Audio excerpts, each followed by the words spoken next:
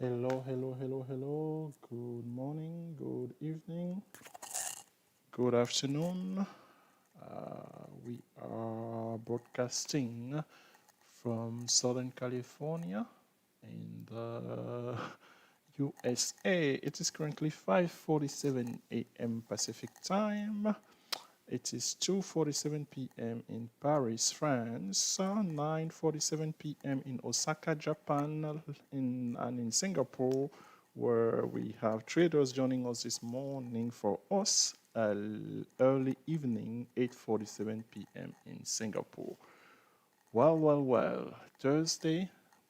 First, let me do a mic check. Let me make sure that I can be heard and avoid yesterday uh, mishap. Welcome to pre-market analysis for June 18, 2020.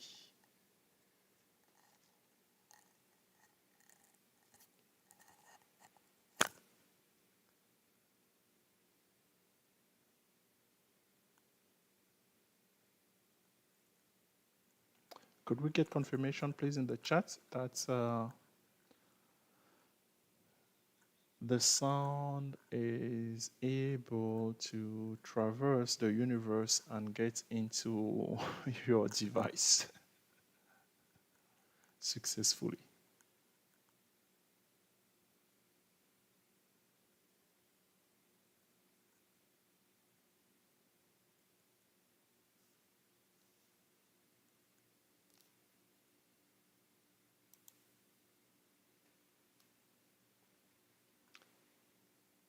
Hello, Mr. Jack, the one and only, always, always ready. Thank you, sir. Okay, thank you. I see that we have €6 already. Let's go ahead and get started with whatever that's is happening as of now. So they just released about 19 minutes ago the U.S. weekly initial jobless claims. What is this? For newcomers, we know that we have new traders, new people joining us every morning here. So this is a weekly number that's is published in the U.S. Uh, counting the number of people, individual who file each week for initial unemployment. That's what it is. In the context of lockdown and everything, this number has risen lately, and then has also taken a great deal of attention, right? Because hey, more unemployed people, it's somehow a measure of what's uh, going on with the economy. So that number again measure the number of individuals who file for unemployment insurance for the first time during the past week. That's what it is. So some of the numbers on here, I can quickly go through them. Let's say starting in May 14, we have about 2 points, just shy of 3 million. The forecast was 2.5 million. And then the week after that, on May 21st, it was 2.4 million. The forecast was exactly at that. And then the week after, on May 28th, it was 2.1 million. The forecast was 2.1 million. And then on June 4th, the forecast was 1.8 million. The actual number came in at 1.87 million. Last week on June 11, the forecast was 1.55 million, and the actual number came in just slightly south of that, meaning it was green. It came in at 1.542 million. And today, the forecast was 1.3 million. That's why I'm taking the time to read this number to you folks. 1.3 million was the forecast, but the actual number actually came in at 1.5 million, meaning that instead of the number decreasing, actually, if we really interpret it, it's as if the actual number, at least it decreased slightly compared to last week, but not as much as um, the labor department, the Department of Labor was forecasting. So I leave it up to you what you think. I do not really think about these numbers per se. The market will do the thinking and let us know how to trade it. So meaning that I don't have a bit of I was getting out of my shower when the number came. I want to see, for me, what I'm interested in seeing is the reaction of the market when the number came. Specifically, this economic number, typically, they will always have a head fake, meaning the initial direction will be the wrong one. So I know a market that's open in Europe that I use as a reference. I've told you that about that a great deal, the DAX. So the DAX was trading at minus 1.2, minus 1.3. Right after the number came in, it went all the way to minus 1.55.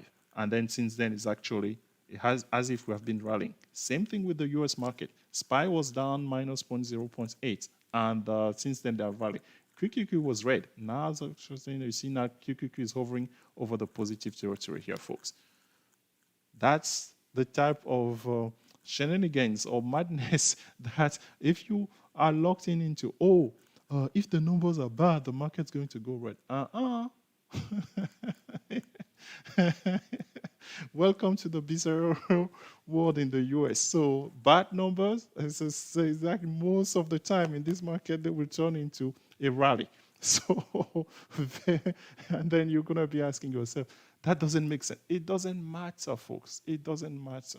As traders, we trade what in front of us. No predetermined notion that, because this, and that. So the market will tell us how to trade. I can just remind you guys, last week, I'm hoping we're going to get, between today and tomorrow, we're going to get just a nice trend to trade on either a stock or an ETF like last week, right? I'm going to show it again, but there was that beautiful just downtrend on SPY. I'm not saying that I expect a downtrend today, folks. Don't misinterpret my words, or let me be clear or not misleading anybody. When a trend is setting itself, we have technical indicators that will help us trade it confidently. And an example was maybe even a stock yesterday that we shared with our subscriber in the room. It was bullish initially, but after it hit some resistance, it actually went the other way, and it was actually a perfect trend. I'm hoping that a great deal of you traded that, because I was able to trade it on its way up as I posted, but I shared again how when the trend turned bearish, I'm not going to refuse a trade that is following a trend. Those are the so-called easy trade. So we can see here that in pre-market as of now, we have a kind of a split. There are certain stocks that are green, not by much, to be honest with you, because all the way to minus 1.8, plus 1.8, 1.4. Actually, we only have two stocks really in our watch list that are greater than 1%. That tells you a lot. Trust me, that tells you a lot. And then on the red side, not that many are red.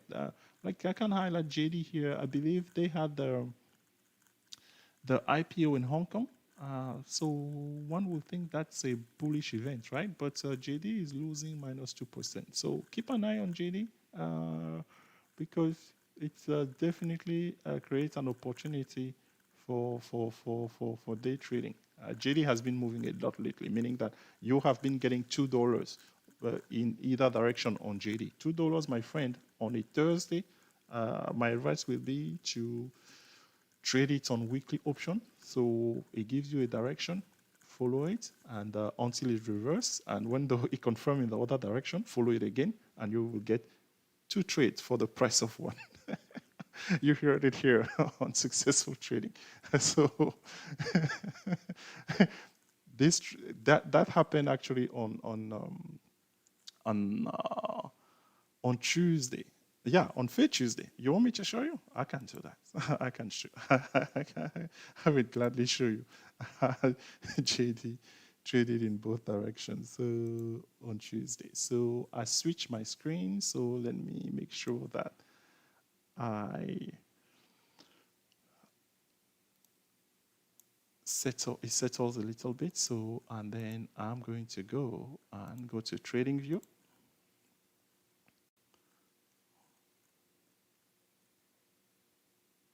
And okay, this now is making it that my window cannot be seen. Not that you need to see my face or anything, but that's fine. So let's go to JD.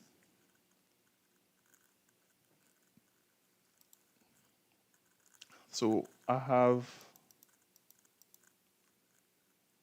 invited people to always look at time frames, right? So this was Tuesday. Well, obviously here, yeah, if you know how to interpret candles, you can see that, We opened at 60.5, but the low was 58.3. That's 2 points, over 2 points in that direction. And then from low of 58.3, we close at 60.98. That's more than 2.5 points. My goodness. But really to see the details, again, I use 15-minute chart. Let me repeat it once more time because a lot of people are asking me this question. 15 minutes helped me actually avoid some type of false positive when I am tracking a stock intraday, right? So meaning really, when I see this type of candle, I spend a great deal of time with one of our members. We were doing a technical analysis on our coaching session. And I wish I would have recorded that because that was one of the rare times. We have done it before, but we really get into the nitty and gritty of it. I'm going to make a video. I'm going to make a point to make a video on that and to share with others. And so let me make that as a note. I have so many things that's. But I need to do that, and I'm hoping that this trader, I'm going to be following him closely to see really how he can leverage this newly acquired knowledge to take his trading to the next level. So I'm taking a note on here. Video similar to Tuesday study. Tuesday, was it? Yeah, Tuesday one-on-one coaching session. I did some screen captures, so they're going to help me in that. So, here was Tuesday, right? So, JD did this, and then it did that. So, how many candles did it take? 1, 2, 3, 4, 5, 6. So, this is the first hour here. So, my friend, in exactly an hour and 15 minutes, you were able to get more than $2 on the downside, and then you proceeded to gain 1 hour, and then maybe two and a half hours on here, yeah, to get another 2.5% on the upside. Yep. And we did say, well, for our subscribers, they will bear witness to that. We made the call before the market opened that this was a prime candidate for fading on Tuesday. If you doubt us, go to our blog, successfultrading.com. We actually have a full article dedicated to JD and the study that has been done over numerous years. Yes, that's how we roll on here at successfultradings.com. That article is there. It's free, by the way. So all of the material for now on the website, they are free. I'm laughing because I tell that to people who come to who come to our coaching session who find value in the coaching session. And some of the things I'm telling them is that, hey, the blog has been there since, most of the articles were written between December, January time frame, really, and into February. And we're still writing articles, by the way. It's just that our frequency of writing now has slowed down on the article because we are busy making videos and hosting pre-market analysis, helping traders make money in the Discord room. So, but we are still, our goal is really to expand the knowledge base because that knowledge will be there. It doesn't go away. The reality of the trading in 1980, 1970, they are still true. That's why when new traders, beginners, they come in, one of the best advice that you can give them is read a book. But these days, it's very difficult to get people's attention. I cannot tell you that the type of feedback I'm getting, even from subscribers to Successful Trading about investing time into studying something. I'm going to leave it to that. Not one, many. So that's telling me that it's not just one individual or anything. So I'm like, okay. Wow. All right. Let's go ahead on here. And, we have six viewers. And let's see if, let's take questions if there are anything that's, it's Thursday. So I think the people have had opportunities that they want to make money on today. So we will gladly analyze them here if they would like.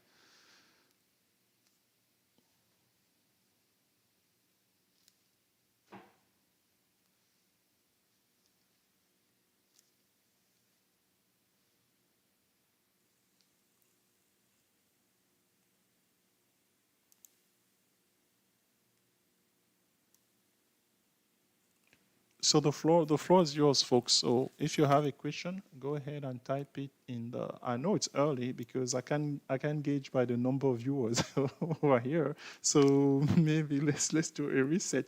Top of the show. So it is currently 9:02 p.m. in the Pacific Sea. Yeah, it's I don't know. In the far east from us, or west actually, depending on the direction you are going, but the west is closer, I believe. In Singapore, it is 10:02 a.m. In Buenos Aires, Argentina. It is 2:02 p.m. in London, and we are broadcasting live from Los Angeles in Southern California, USA, where it's currently 6:03 a.m. You are listening to Successful Trading, analyzing the pre-market for the US equities on June the 18th, 2020.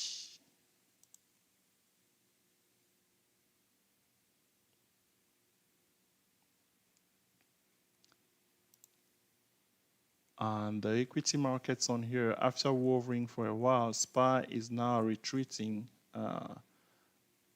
and posting lower numbers on here, minus 0.57 below 310. That's what I meant. Earlier when we had looked at it, it was hovering above 310 and QQQ was hovering in the positive territory. Now it is slightly negative.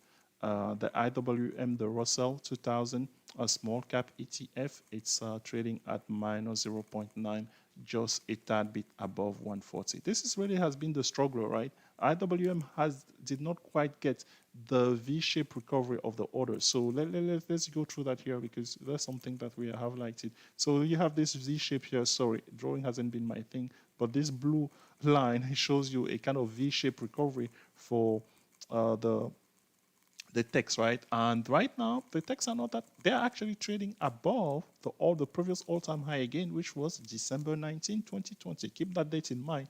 In perspective, we hit a bottom on here on March the 23rd. So what did I say, December 19? Sorry. It was February 19, 2020. February 19, the previous all-time high. So it took the market, the techs here, just about a month to go from all-time high to posting a 52-week low here. And then it took more time from March 23rd to recently, what was recently, as of last week, started over a week, June 10th. New all-time high that we are looking at on the text is 247.82 on June 10, 2020. How about SPY? The main indicator did not manage to return to its all-time high of February 19, 2020. We were stopped in our tracks, or it was stopped in its track on June 8th at a high of 323. And currently, we're talking about trading at 310. That gives you some perspective. But all of that, it's actually much better than those did fare much better than the Russell 2K, the small caps, which here it managed a recent high on June 8th, the same day that SPY posted that's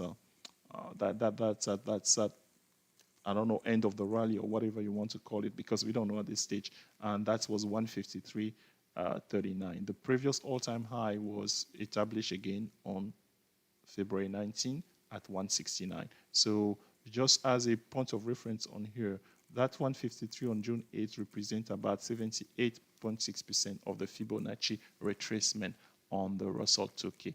On the SPY, achieved went slightly above the 78.6, and obviously QQQ, since it get past that, it was well above.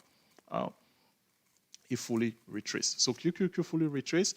SPY not so much, but it managed to retrace at least over 85%, and QQ and RWM did not quite reach 80% retracement. And its weakness actually has been highlighted many times, on this very channel. Okay, good morning, Mr. BKR-SQ. So what about it? Got to be specific, sir. Help me out. Where's SQ currently trading? I can show you where SQ currently trading. Let's go there. Let's go to, I think, yeah, it's part of our list on here.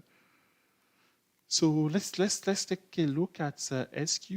So SQ is currently 0.31. And let's go to the chart. So you couldn't see the other screen. Let's go look at the chart for SQ. Let's go look at the chart for SQ. Okay, let's see here. So Square stock,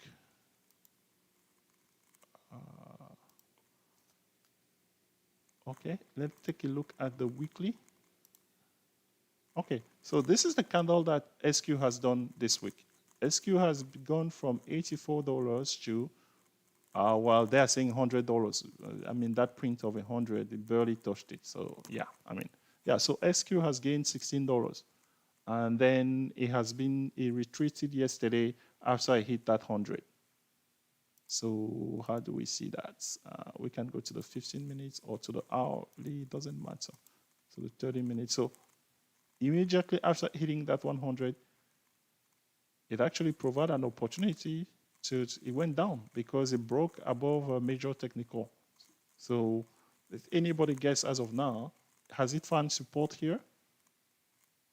Because this the exponential moving average is the yellow line is the exponential moving average 8 period. The green line, as you know, is exponential moving average 20 period. So it closed just hovering above the exponential moving average 20 period. So bullish will be most likely, let's say, for it to recapture 98. So above 98, which will be the middle, the VWAP rather. Sorry, the VWAP here is in orangey. That's what this line represents. So one could expect that for a bullish trend to resume. And potential target obviously over $100. So hopefully that's, let's see if that answers your question.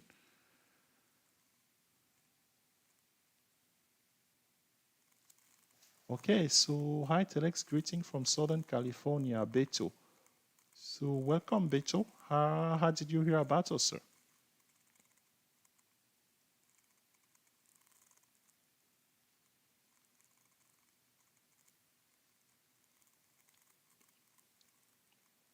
Mr. Adash, hopefully that's you get your question answer on SQ.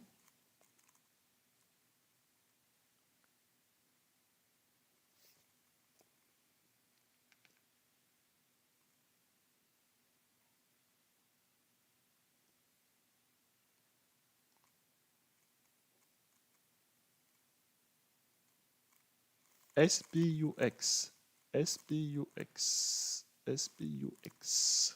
What's the chart for SPUX says?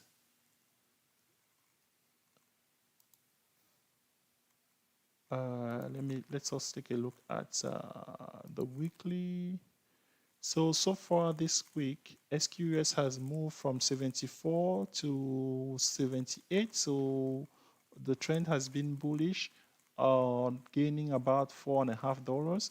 And yesterday, just like most stock, as we had a small sell-off or whatever you want to call it, it retreated. So here it's from a weekly perspective, from an overall weekly perspective, this is a stock that 3 weeks ago at the beginning of the first week of June, it closed above the exponential moving average 20 period, the green line, but then the week after that is actually went from 82 to 72. Wow, that's sharp volatility there. Wow, that's yeah, that week was a super week for for for to trade puts. My goodness, that's wonderful. So anybody who got out this week, the size of the candle is, well, we still have 2 days of trading left. So the size of the candle does not quite match the other two sides. But then we are seeing that, okay, in order to have a bullish thesis, it needs to go above the EMA, the green line, right? So that's 77.6 on there. And just from a trend perspective on here, again, don't go with that, because I like to draw those lines, or those lines just help.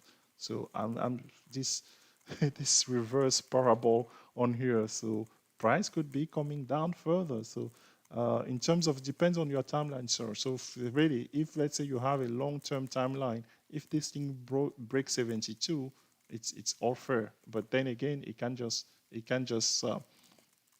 continue if it goes above the exponential moving average 20, the green line, which could be serving as support. So on a daily chart, what does it look like? On a daily chart, if I have to give you, I don't know, for me, my opinion really on this thing doesn't matter. Out of this setup here on a short term, meaning today, tomorrow, yeah, I will think that the stock, because the close here, right? The close was what? The close on this candle is at 77.10.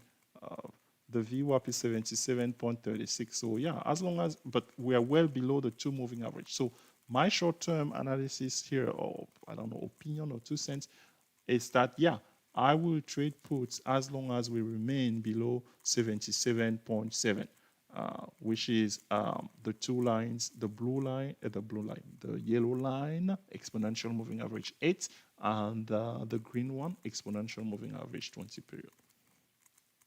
And that trend, I will even confirm bearish if, let's say, we are to break the low of this candle, which is 76.39. So let's say, okay, straight rule of thumb, really, a value, a price, intraday closing, let's say. And again, for me, all of these things, as long as I'm looking at the stock, I will wait for it to give me confirmation of the direction.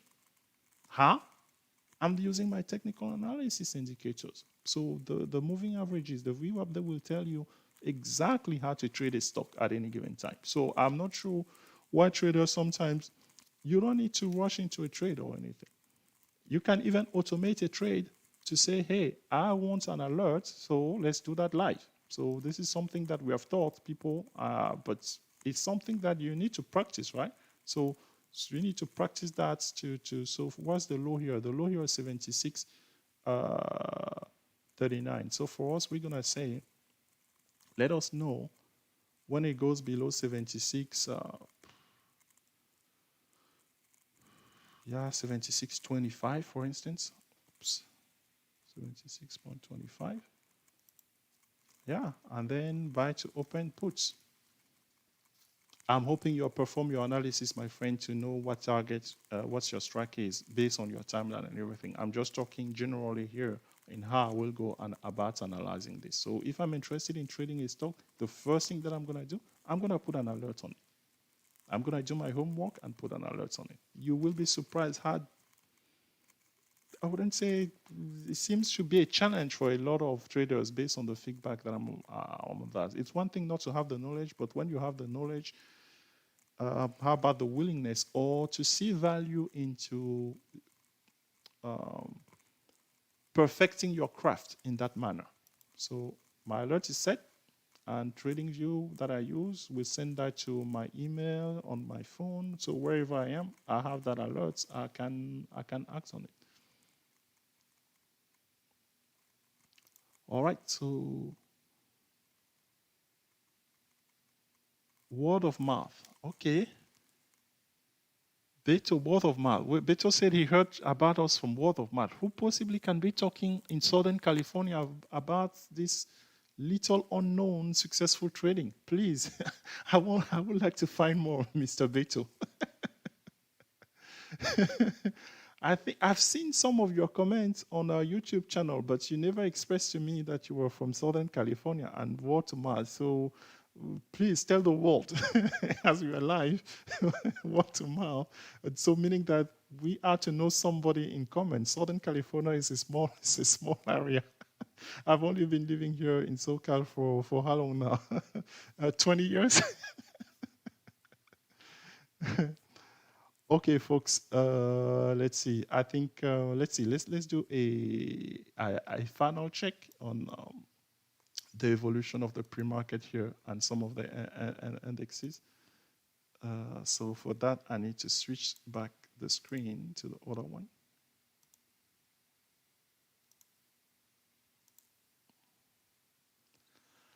Not much movement here, folks. Not much movement. And this is something that I'm going to always have to remind you guys, right? Because we have seen it even last week. It's okay if an hour passes by today and the market is just doing sideways. How do you know that the market is doing sideways? There's no posting of higher highs in each one of the candles. Again, use 15 minutes. That's going to push you, that's going to force you to be patient. Uh, 15-minute charts that force you to be patient, that make you avoid false positive, then you get confirmation. And sideways for an hour, that's actually good. You know why? Because then when you get to buy your option, my friend, they're going to be cheaper. Yeah, data is our friend. Always think of that. Every time that you want to buy something very early, unless really there's a move from the get-go. We know those stocks. When a stock is having a move from the get-go, you're just like, oh, let me follow that right now and let me get into that trade. Why do I have to wake up so early? About to be my first day of trading from SoCal. EB code. Why do I have to wake up so early? People, is this a joke? Because the market opened at 6:30 a.m. Pacific time in Southern California, when it's 9:30 a.m. in New York, in Wall Street. Well, my friend, if you feel bad, there are some people, let me give you some time check right now. It is 9:20 p.m. in Singapore. So some of those traders, they have actually to stay late at night. But is it worth the while? Go ask them. Go check our Discord room to see what one trader from Singapore has been performing since a week. It has been a week and a half. Yeah, 10 days since that trader has been with us. So some other people, let's say if you're in London right now or in Paris, it's 2 p.m. in the afternoon, 2:18 p.m. in London, 3:18 p.m. in Paris. So yeah, maybe it's better. You want to move to Paris? Let's talk. I grew up in Paris, so maybe I can have somebody reminded me yesterday that so a visitor on the website, they say they were inquiring about flow algo, and then I asked them if they had seen the video. They just said that, oh, they follow a walkthrough with somebody with a French accent. That made my day. That made my day. So EB too cold. EB too cold. I'm not sure exactly about what you meant by having to wake up early. I mean, you don't. It's a choice. It's a choice, my friend. So you can't decide to stay in bed. And yeah, actually, let's be serious here. You can't decide to stay in bed and trade the last 2 hours of the session or the last 90 minutes of the session. I kid you not. You will still be able to make money. Yeah. How much exactly? I haven't studied that. I like to increase my chances by waking up by waking up in the morning. Okay, everybody, I think we have had enough fun for one day. I appreciate everybody. Please, if you have not subscribed to our channel, you can tremendously help us. We appreciate that. Grow this community of traders by subscribing. That way you will get the alerts every morning when we do pre-market analysis here, when we post a daily market recap in the evening, when we do a summary performance of our subscription alerts. And if you're interested in those, please go to successfultrading.com. And I think all the explanation and on there about the benefits that this can bring into taking your trading to the next level. Until then, have a good trading session, everybody. We catch you tomorrow. Bye-bye.